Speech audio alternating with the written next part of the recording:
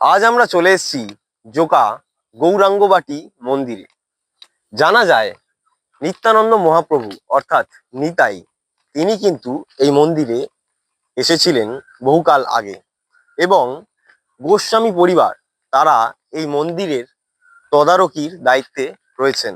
আমি গোটা মন্দিরটা ঘুরে দেখাবো এবং কথা বলবো যারা এই মন্দিরটি দেখাশোনা করেন।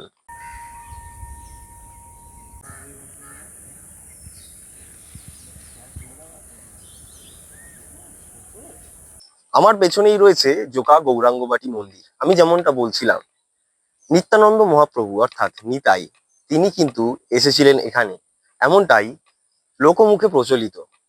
আমি একটু কথা বলবো যারা এই মন্দিরের দেখাশোনার দায়িত্বে রয়েছেন, গোস্বামী পরিবারের যারা ছেলেরা রয়েছেন তাদের সাথে কথা বলবো। প্রথমেই হাই নিউজে অনেক অনেক স্বাগত।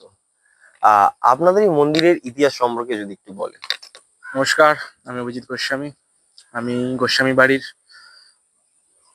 5th generation.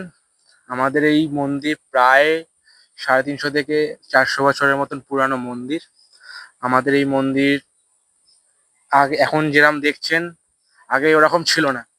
যতটুকু আমরা জানতে পেরেছি বাবা জ্যাঠাদের থেকে, এটা মাটির মন্দির ছিল, 8 চালা মাটির মন্দির। পরবর্তীকালে আমাদের প্রপিতামহ অমূল্যচরণ গোস্বামী উনি এবং আরো যারা ছিলেন ওনার ভাইরা মিলে এই মন্দিরটি স্থাপন করেন। এই যে ভেতরে যে দারু বিগ্রহগুলি দেখতে পাচ্ছেন, এই বিগ্রহগুলি 200 থেকে 250 বছর এরকম পুরানো আমরা জানতে পারি। এই মূর্তি তৈরি করেছিলেন নবদ্বীপ থেকে আগত এক বাবাজি, মানে শিল্পী। এবার এই মূর্তি তৈরি হওয়ার আগে এইখানে আরো দুটো নিম গাছ ছিল। এই যে বাগানে দুটো নিম গাছ ছিল। সেই নিম গাছ থেকে 15 দিনের মতন লেগেছে। ওই শিল্পী কখন আসতো কখন যেতে কেউ টের পেতো না। এসে ওই আমাদের মূর্তি বানিয়ে নিম গাছ থেকে তৈরি। একটাই মানে গাছের একটা কাঠি এই আমাদের ঠাকুর তৈরি। জোকা গৌরাঙ্গবাটি মন্দিরের ঠিক সামনেই রয়েছে 8 ফুটের একটি তুলসী মঞ্চ এবং ভাবতে পারছেন আপনারা, গৌর নিতাই নিত্যানন্দ মহাপ্রভু তিনি এসছিলেন এই মন্দিরে, এমনটাই জনশ্রুতি রয়েছে।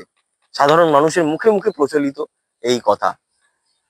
এখানে আসলেই যেন গায়ে কাঁটা দিয়ে ওঠে এবং ভেতরে ঢুকে যদি দেখা যায় এত সুন্দর মূর্তি, যা কিন্তু বারবার মন এবং চোখ দুটোই জুড়িয়ে যায়।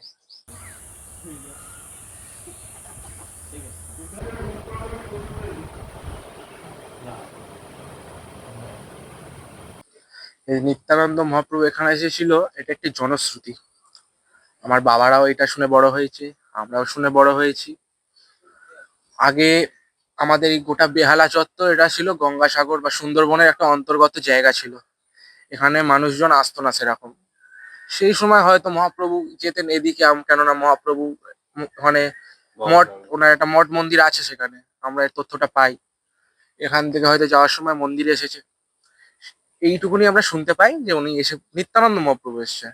ঠিক আছে, মহাপ্রভু এখানে এসেছেন, সেই কারণে অনেক আমাদের ভক্তবৃন্দ আছে, উনি এসেছে ওখানে আসে, দর্শন করতে আসে। আমাদের পূর্বপুরুষ থেকে ওনারা দীক্ষাদান করে এসেছেন, সেই তো আমাদের অনেক শিষ্য যজমানরা আছে, ওনারা আসে নিয়মিত পুজো দেন। হচ্ছে আমাদের এই যেটা ঠাকুরটা দেখছেন, এটা হচ্ছে শান্তির প্রতীক। ঠিক আছে, আমাদের কাজটা হচ্ছে লোকের কাছে হরিনাম বেলানো, মানে শান্তি বেলানোর লক্ষ্যে। ঠিক আছে, একটা কথাতেই আছে, এই নামে নেই কোনো ক্লান্তি, এই নামে আছে শুধু শান্তি। ঠিক আছে, তো এটাই আমাদের কাজ। সেই জন্যই আমাদের বাড়িতে ধরুন কালী পুজো বা আরো অন্যান্য মাতৃ পুজো করাটা আমাদের চলে না। 300 বছরের পুরনো এই মন্দিরে এখানকার যারা স্থানীয় মানুষ রয়েছে তারা নিত্য পুজোর জন্য প্রতিনিয়ত আসেন এবং এই মন্দির খুবই জাগ্রত। হাই নিউজের জন্য অভিষেক সিংহ, কলকাতা।